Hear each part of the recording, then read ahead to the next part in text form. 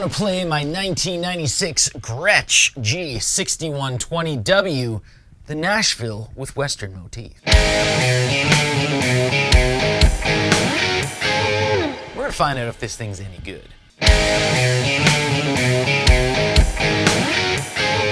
And this video isn't like other videos out there, you know, where they talk for like 15-20 minutes, then only play the guitar for a minute, maybe a minute and a half. We're going to be playing this quite a bit.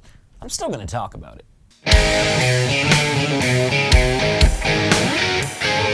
We're also going to be doing some comparisons with some other guitars. But enough talking. Let's get after it.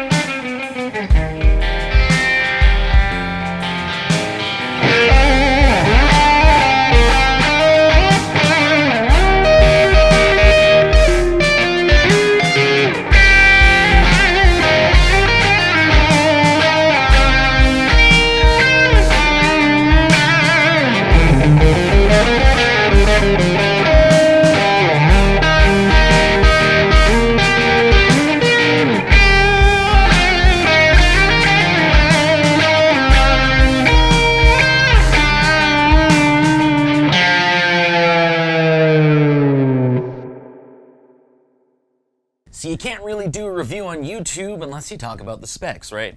I'm going to try and do that really quickly for you, and then we'll get back to 5 more sound samples. So starting off, we have a hollow body design. This is a nitro finish on maple sides, maple back, and a maple top. We have a 2-piece maple neck. I would consider this somewhat close to a slim taper Gibson neck. We also have a bound ebony fretboard with, that's right, we have the Western inlays here. So we've got the ram's head, the cactus, the bush, the ram's head, the cactus, the ram's head, the rifle, and the arrow. I don't know if it's a ram's head or something else. We're gonna call it the ram's head. On the front of the headstock is where you're gonna find, this is a maple veneer top here. But it's a very nice flamed 1-piece maple veneer with the horseshoe inlay, and we have the Gretsch tuners. Up here is where you're going to have the master volume, then we have a master tone, and then a bridge and neck volume. A 3-way toggle switch. All of those control the Filtertron pickups. Now, bridge-wise, we have a pinned, so you can't slide it back and forth. It looks like, I would say, like, closest thing would be the Nashville style bridge for a Gibson. And then we have the Gretsch by Bigsby, so the Bigsby B6G. We can't forget the signpost here on the pickguard. And then finally, we have the branded G. Now, this is not branded directly into the body, so this is not like a 3D design or anything like that. Basically, before they finished it here, they put a G decal, it looks like, and then they just finished it. That's enough for the specs. Here's 5 more sound samples.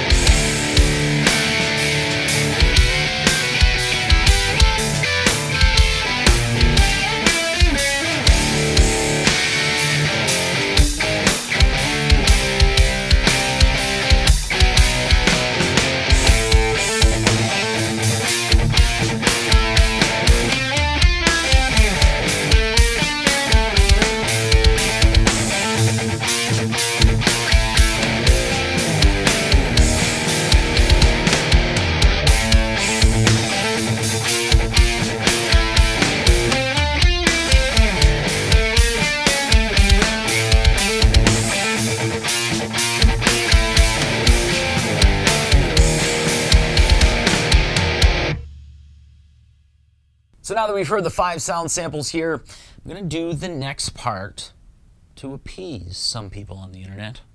I always say I'm trying to prevent tears from forming themselves in the comments. Now this is very helpful, but I just like saying that. So we are going to play this clean in all 3 pickup positions.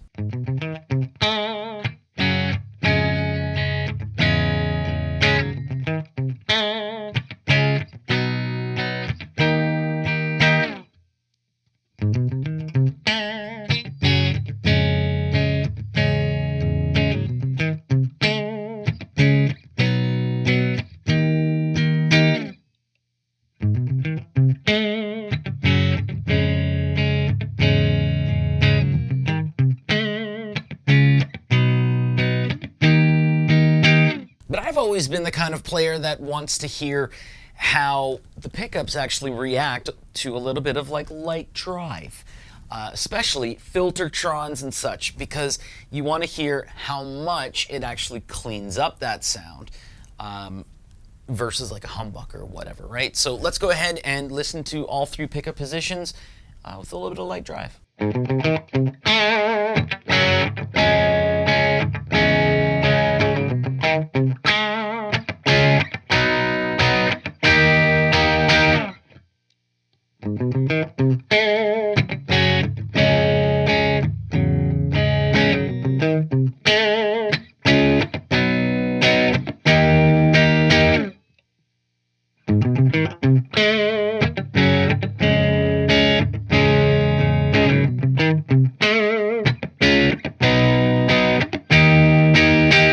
So I'm going to try to do the next part really quickly.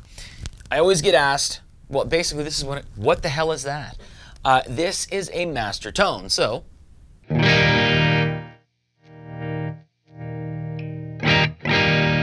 that's what it do. The reason behind it is a lot of people find if you start dialing back on your volume or what have you, and you get like sweet spots. So what you can do, so like, you can turn back the volume on your bridge, and then you can turn back the volume on your tone or whatever, and you have your nice sweet spots. And then if you want to just very quickly get rid of that noise, you roll the master volume back, and then when you roll it back, you're not searching for that sweet spot.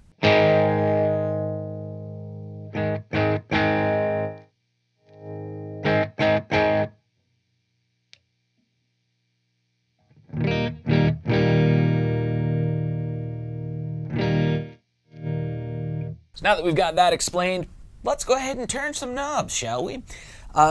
Again, master tone and then individual volumes for each pickup.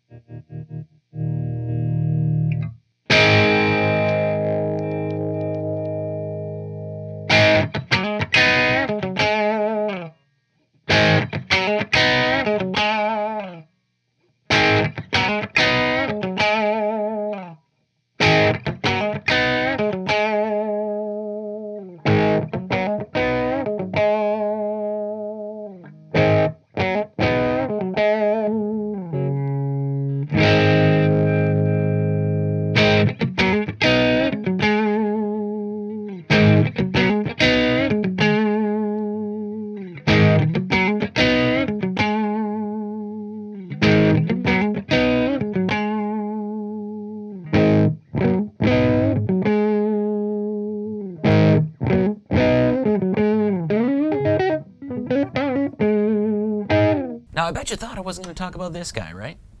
So we have the B6G. The G is for gold. It always says Gretsch, or not always. It generally says Gretsch by Bigsby for the Gretsch models. I don't know why. Like all of the ones that I've had have had that, and they're all Japanese made. The ones that I've owned. So like the Brian Setzer model and the Chet Atkins and stuff. So this right here is not a Floyd Rose. fancy that. So, yes, at the end of a song, or if you're playing a lead that, you know, you're not going to be turning back to rhythms, give her. Just go ham. But that's not what this was designed to do. This was designed to add a little bit of shimmer and sparkle and stuff like that. So something like this.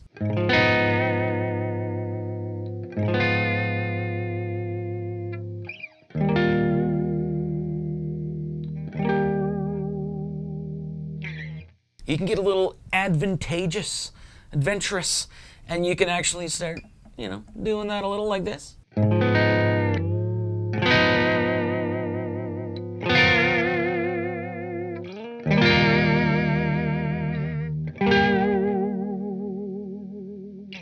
But if you start doing this,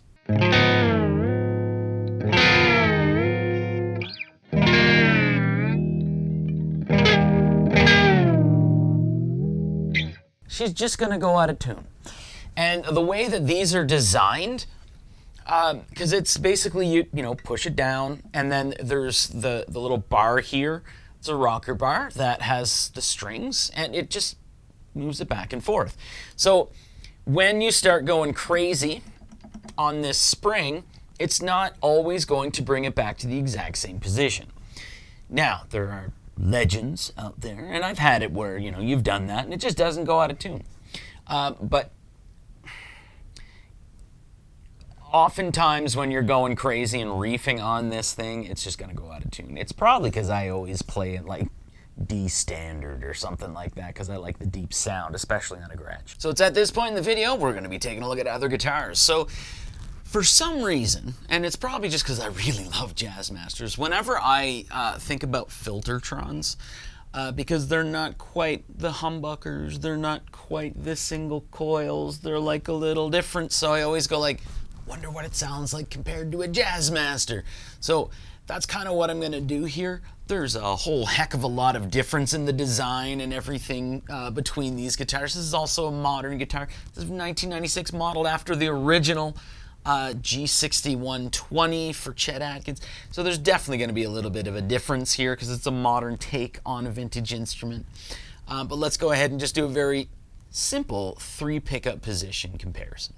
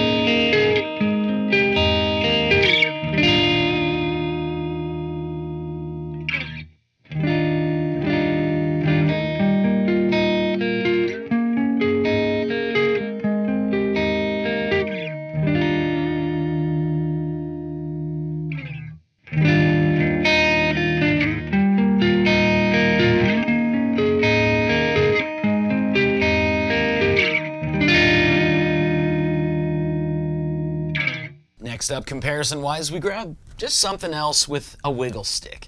And the reason I'm doing that is because it has the wiggle stick, so the Maestro Vibrola, and it has humbuckers. Because, again, look at the design of it, right? A lot of people are going to think, oh, that's a weird-looking humbucker. It's not a humbucker. It's designed differently, and they definitely sound very different. And they have benefits in different locations, in different spots. This will end up cleaning up, not totally, but does this really, really nice thing with a distorted signal, especially a breakup signal. Whereas this is going to bring through a lot more gain. So let's go ahead and listen to that, and we'll do a 3 pickup comparison between the 1996 G6120W and my Gibson Custom 1963 SG Standard with Maestro Vibrola VOS.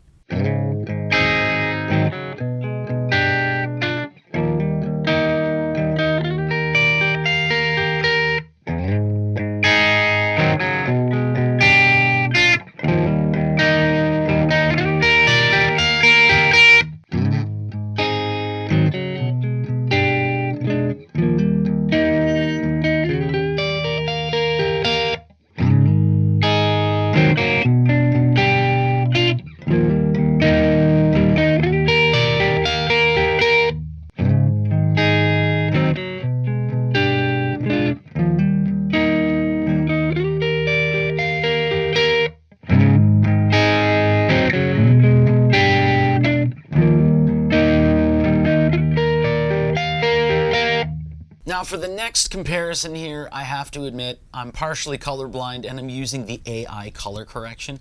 So this is a gold guitar, but it's called double gold. So that means that it has a little bit of hint of green. It's like green gold. So because I'm partially colorblind, I won't be able to tell if it is showing gold or if it is showing green.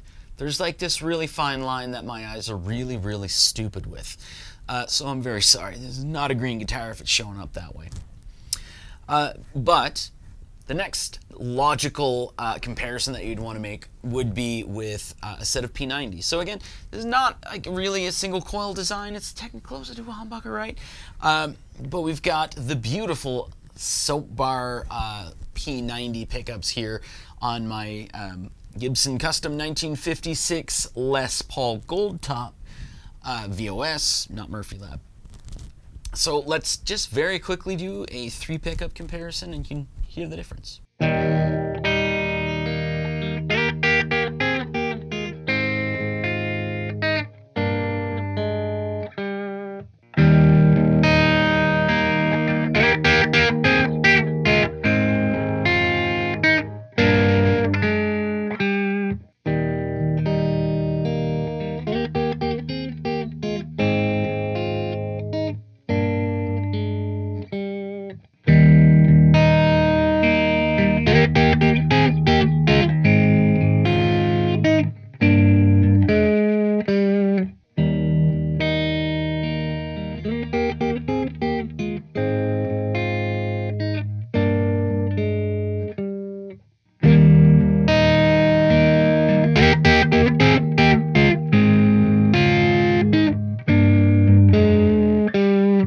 And then finally, you know I had to grab a Strat, right?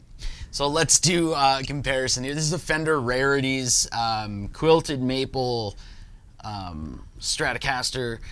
It has vintage style pickups in it, so it's not like the just regular run-of-the-mill American ones. They're the pure vintage. I can't remember what they are, but they're pure vintage pickups here. So again, vintage pickups. So we'll do a very quickly just a 3 pickup comparison or 3 pickup position comparison. I'm not going to be using position 2 and 4 on the Strat just because there's no position 2 and 4 on the Gretsch here. So let's go ahead and listen.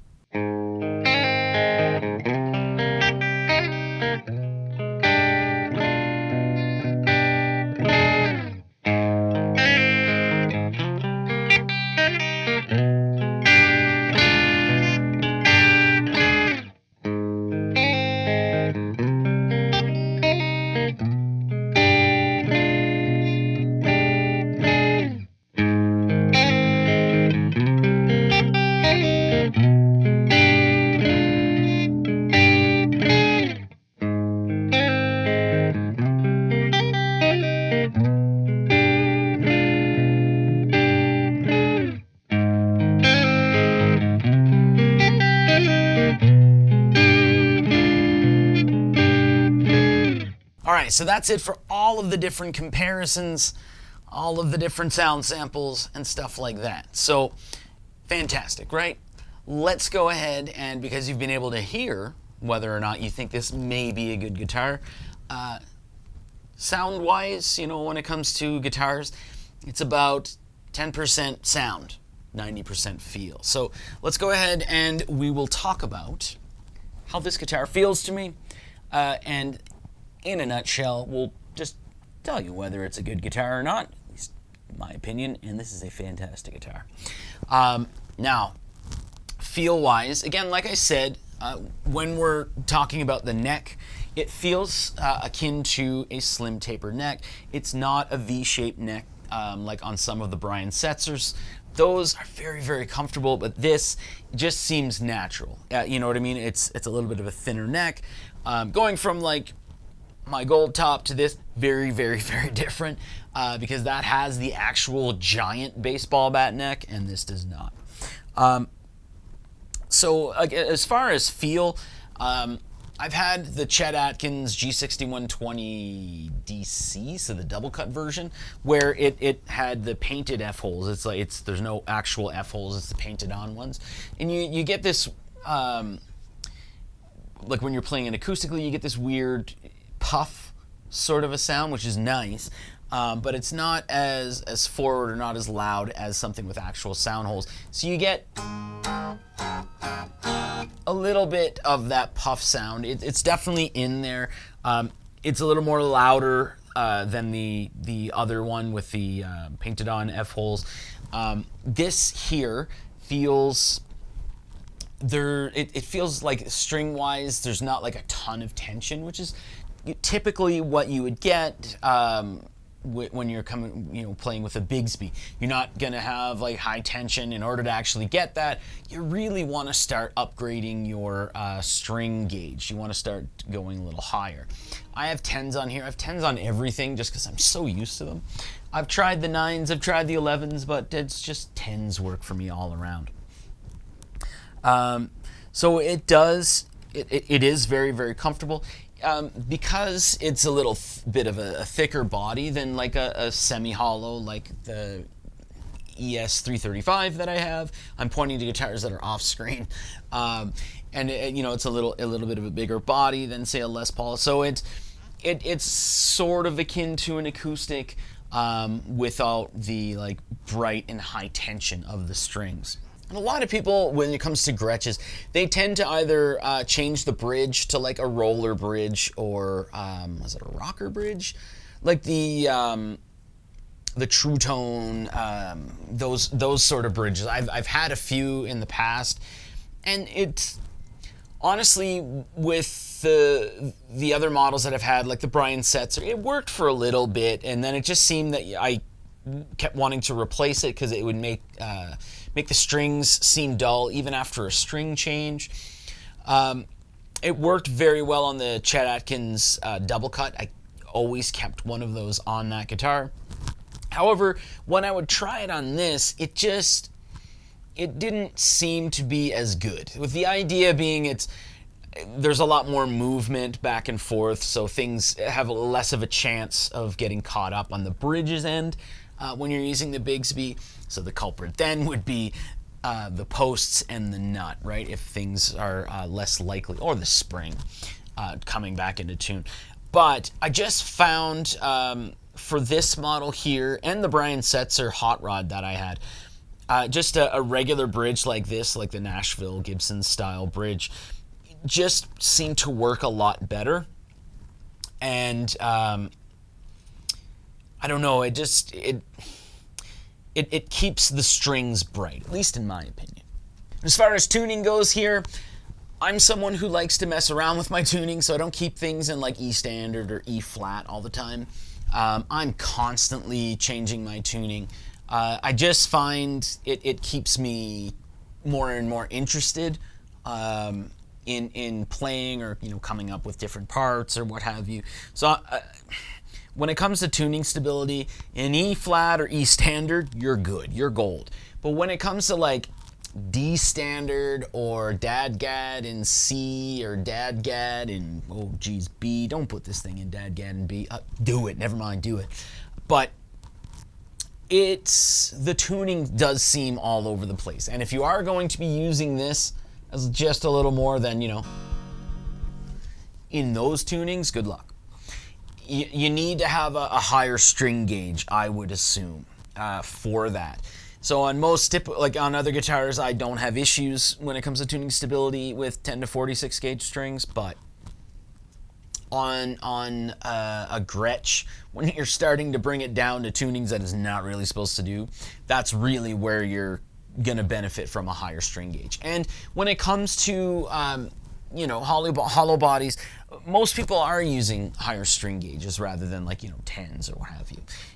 It just increases the tension, and would also, if you're tuning down a little bit, it would give you a little more tuning stability. So out of all the Gretches and stuff that I've owned, this has been my absolute favorite. And it is something that it's unfortunate for me because I'm not reaching for it that often since I've gotten all of the Gibson custom shops, and that's a big shame. But it is something of a big part of history. So this 1996, Gretsch was not in the owned or had the distribution deal with Fender. So this was made by Gretsch, or the company that owned Gretsch at that time prior to to Fender owning it. It's a very high quality instrument, but this particular model here is a reissue of the initial Chet Atkins model, so the initial G6120. So with that, we have the branded G, we have the horseshoe, and then we have all of the different accoutrements here, like I showed earlier, with all of the different inlay patterns and such. And then we have the signpost. The signpost originally would have actually said Chet Atkins rather than Nashville. But basically, they made Chet Atkins this particular model with different pickups. I think they were de-armament? I can't remember. But this model here went to Chet Atkins, and they were thinking, oh great, country western, he's gonna love it, everything. And what ended up happening was once they ended up switching to the neoclassical, the little thumb markers for inlays rather than like all of the different western motif stuff, just because it wasn't his style. So this is again a recreation of like the original one. But Chet Atkins during this time, I believe, was with Gibson rather than with Gretsch. So the Chet Atkins model was a Gibson thin line, or the Country Gentleman, I believe. So this could not really have Chet Atkins' name on it, so that's why it says Nashville. So in a nutshell, that's really it. It's a big piece of history. I really do love Chet Atkins. Phenomenal player. And between him and mostly Brian Setzer, but between him and Brian Setzer, it's really what brought my eye to Gretsch. And just the stuff that comes out of their Japanese shops, like that's their high-end Gretsch before the American custom shop. But that's really what drew my eye to Gretsch, and it is something that's really just piqued my interest, and they've been in my favor ever since. So thanks very much for watching, and hopefully you can find one of these, and if you do, pick it up. Thanks for watching.